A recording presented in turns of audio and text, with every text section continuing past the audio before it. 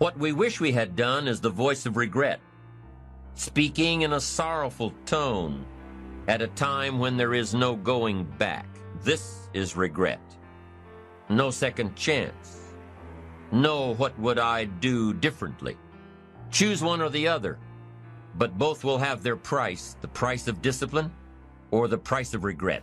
One costs pennies, the other a fortune. The first lesson of discipline is that it isn't the easiest option. The second lesson of discipline is that it's a full-time activity. And we've said that the best form of discipline is consistent self-discipline. You see, the discipline that it takes to make your bed every day is the same discipline necessary for success in the world of business.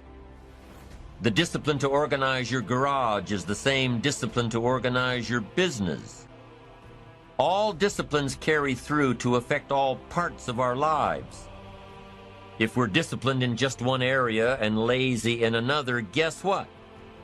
Pretty soon, the lazy side will creep in and destroy the disciplined side. The bad habits in one area of our life will eventually destroy our self-discipline in the areas we've been working on. Consistency cannot be inconsistent.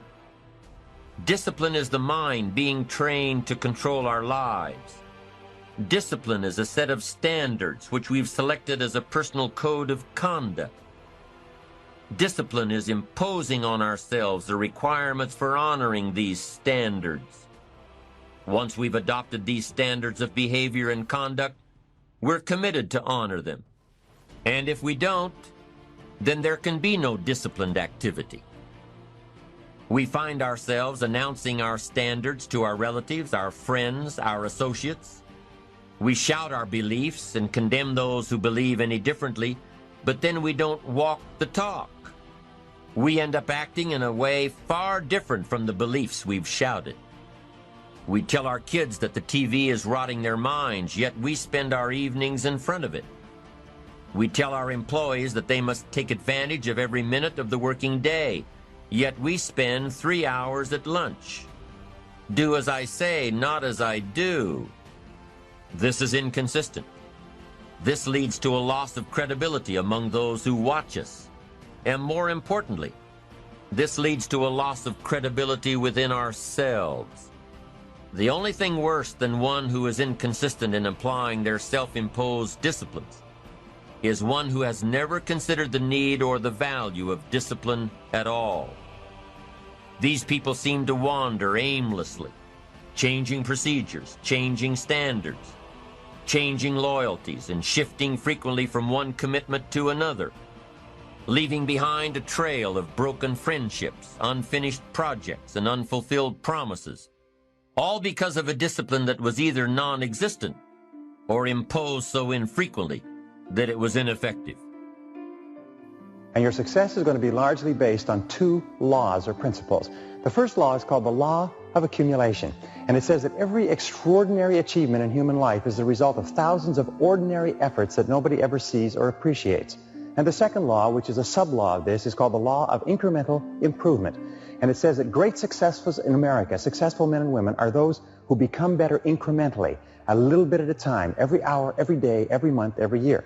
Nobody makes big jumps from where they are to where they want to be. What they do is they go to work, and especially they go to work on themselves to get onto the fast track and to stay on the fast track. You've heard this many, many times. The first thing you've heard is that knowledge is power. Knowledge equals power. However, it's not that simple.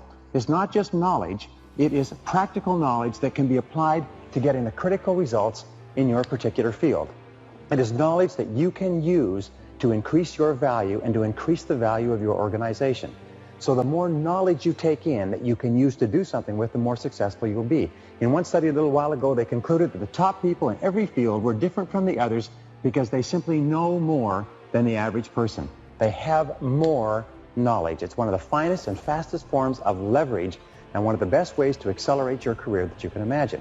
Because we know, number two, is that information and knowledge is doubling every 7 years in America in every single field.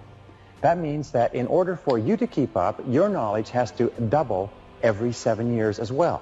In fact, we know that today, this year, they will publish 2 million articles and 4,000 books.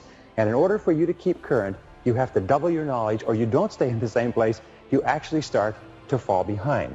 Now, the third point is that your success in life will be in direct proportion to the amount of useful information that you have. Sometimes all you need is one key idea at the right time in the right place to totally change a situation, to have an insight or to see a method or a technique that you can use that can dramatically change the whole future of your business and your career. Now, here's an important point with regard to information and knowledge, is that the amount of knowledge you have can be like the amount that is in a bucket or a pot. When you start off your career, the amount of information or knowledge that you have is limited. So the amount of rewards that you have is equally limited. Your rewards and your knowledge, your practical knowledge, will be equal. As you increase your knowledge, you increase your rewards. As your knowledge and information goes up, your rewards go up. And as your knowledge and information go up higher and higher, your rewards get higher and higher. But here's the point.